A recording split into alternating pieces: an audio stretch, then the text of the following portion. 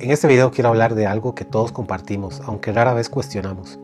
Nuestro deseo interminable de alcanzar cosas, de llegar a un punto imaginario donde por fin estaremos tranquilos, completos o felices. Y cómo esa forma de desear no solo estructura nuestras vidas, sino que también está profundamente conectada con la sensación de vacío, aburrimiento y desencanto que define a nuestra época. Yo soy Alex, experto en absolutamente nada, no tengo amigos donde entren estas conversaciones poco comunes, así que terminan en videos como este. Si este tipo de reflexiones te resuenan y también sientes que hay algo extraño en cómo estamos viviendo, suscribirte y comentar ayuda a saber que no estamos solos.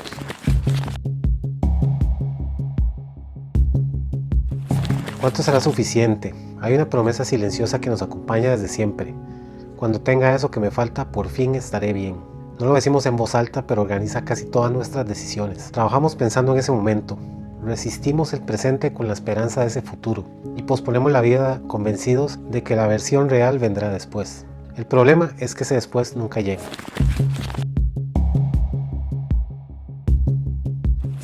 Desde que tenemos memoria vivimos deseando, no como una lección consciente, sino como una condición básica de nuestra forma de estar en el mundo. Porque antes, incluso de aprender a nombrar lo que somos ya, aprendimos a sentir que algo nos falta, que hay algo fuera o adelante que promete completarnos.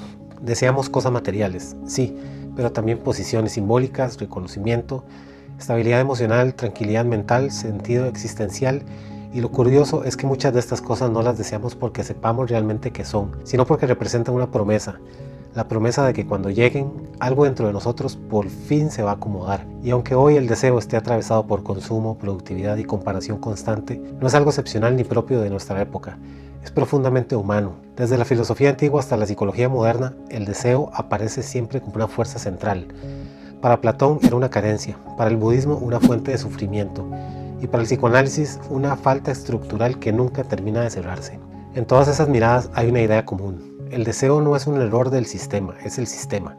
El deseo no aparece como un simple capricho pasajero, sino como una fuerza estructural que organiza nuestras decisiones, nuestras expectativas y nuestra relación con el tiempo, empujándonos constantemente hacia adelante, haciéndonos creer que la plenitud siempre está un paso más allá de donde estamos ahora. Nunca aquí, nunca del todo presente. Por eso nos decimos casi como un mantra moderno, que cuando tengamos más dinero estaremos más tranquilos, que cuando consigamos cierto trabajo nos sentiremos realizados, que cuando logremos estabilidad o encontremos la persona correcta, dejaremos de sentir este vacío difuso, incómodo y persistente que no sabemos explicar, pero que siempre reaparece cuando bajamos el ruido. Y lo interesante es que muchas veces sí llegamos, conseguimos el trabajo, alcanzamos la meta, entramos en la relación, logramos aquello que durante años imaginamos como el punto de llegada, pero una vez ahí algo se mueve, no de forma dramática ni inmediata, sino de manera sutil. La satisfacción dura menos de lo que esperábamos, la normalidad se instala más rápido de lo previsto, y aquello que antes parecía extraordinario se vuelve parte del paisaje. La psicología lo llama adaptación hedónica, esa capacidad humana de acostumbrarnos incluso a lo que creíamos que nos iba a cambiar la vida. Pero en términos existenciales se siente como una pequeña traición. ¿Era eso todo? Entonces el deseo se desplaza, no desaparece, no se resuelve, no se apaga, simplemente cambia de objeto. Ahora no es trabajo, sino el siguiente. No es estabilidad, sino más seguridad. No es una relación, sino otra forma de sentir. Y el horizonte se vuelve a correr, como una línea que parece alcanzable desde lejos, pero que se aleja cada vez que damos un paso. No porque seamos ingratos, ni débiles, ni incapaces de valorar lo que tenemos, sino porque el deseo funciona así. No se agota, se renueva. No conoce el punto final, siempre necesita otro después. Y ahí es donde entramos en un ciclo extraño y profundamente moderno. Aunque tenga raíces antiguas, un estado en el que nunca estamos del todo mal, pero tampoco del todo bien. Donde no hay una crisis clara, pero sí una insatisfacción constante, una sensación de estar siempre avanzando sin llegar, siempre esperando algo que todavía no ocurre, siempre convencidos, casi sin darnos cuenta, de que la vida real todavía no empieza, de que esto que vivimos ahora es apenas una antesala, un borrador, una versión incompleta de lo que algún día supuestamente será vivir de verdad.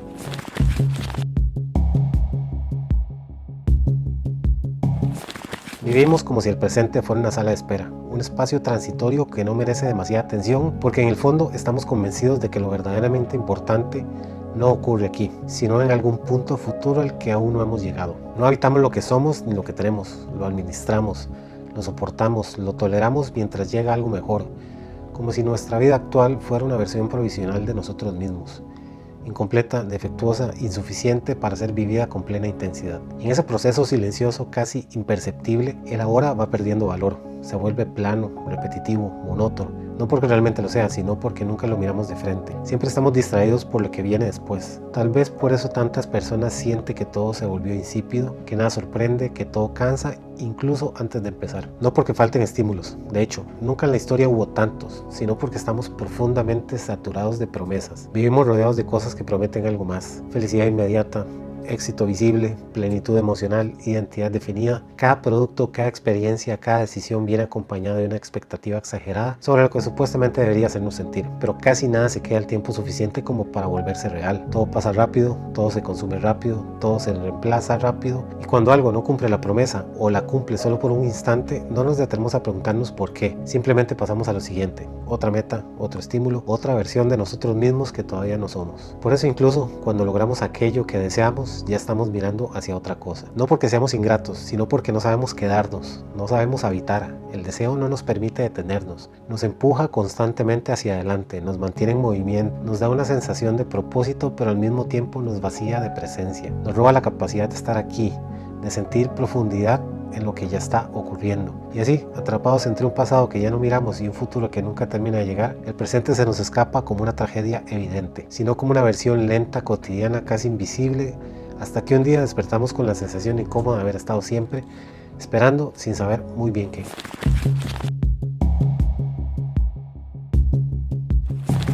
Antes el futuro era una idea luminosa, casi un refugio imaginario, un lugar al que se podía mirar con esperanza porque se asumía de forma casi automática de lo que venía estaría mejor organizado, sería más justo, más estable, más habitable que el presente. Se imaginaba como progreso, como estabilidad, como mejora colectiva, no necesariamente porque todo funcionara bien, sino porque existía una narrativa compartida que decía que el tiempo avanzaba en una sola dirección, hacia adelante, hacia algo mejor. Había una sensación tal vez ingenua, tal vez necesaria, de que el esfuerzo tenía sentido porque desembocaba en un mañana más prometedor. El futuro funcionaba como una promesa que ordenaba el presente, daba paciencia, daba resistencia, daba una razón para aguantar. Hoy, en cambio, el futuro genera incomodidad difícil de nombrar, una sensación extraña que no siempre se expresa como miedo abierto, sino como ansiedad constante, como una presión de fondo que acompaña incluso los momentos aparentemente tranquilos. Para muchos el futuro ya no es una promesa, sino una amenaza difusa. No se imagina como un lugar de realización, sino como una extensión de la precariedad actual, del cansancio acumulado, de la incertidumbre permanente que ya se vive en el presente. En lugar de pensar el mañana como expansión, lo pensamos como desgaste, no como posibilidad, sino como supervivencia prolongada.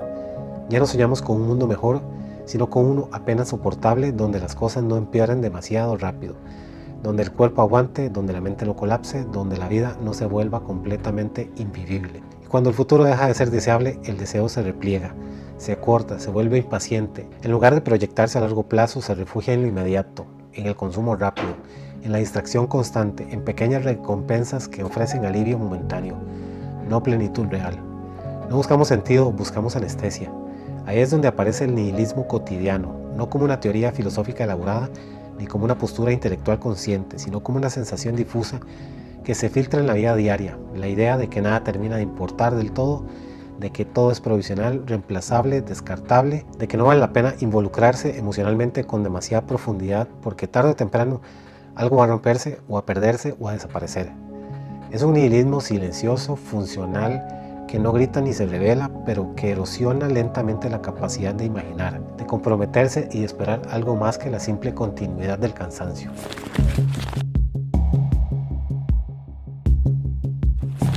El deseo nos mueve, sí, nos empuja a levantarnos cada mañana, a proyectarnos hacia adelante, a imaginar versiones mejores de nosotros mismos y de nuestras vidas, pero al mismo tiempo nos mantiene en un estado casi permanente de insatisfacción, porque siempre apunta a lo que falta y rara vez nos permite evitar lo que ya está.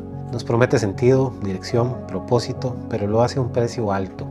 Nos roba presencia, nos saca de la hora y nos instala mentalmente en un futuro hipotético que todavía no existe, convenciéndonos de que la vida real está en otra parte, en otra versión de nosotros, en otro momento que nunca coincide con el presente que estamos viviendo.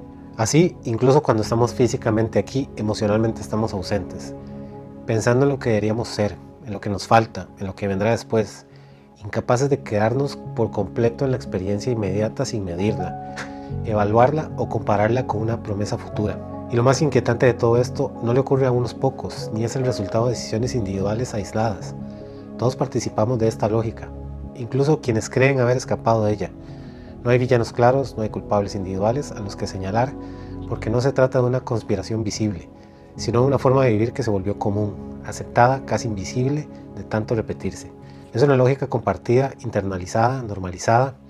Aprendimos a desear de esta manera, a posponer de esta manera, a medir nuestro valor según lo que falta y no según lo que somos, a vivir con esta sensación constante de carencia como si fuera natural, como si fuera el estado normal de la existencia y no una construcción histórica, social y emocional que podría ser, al menos, ser cuestionada.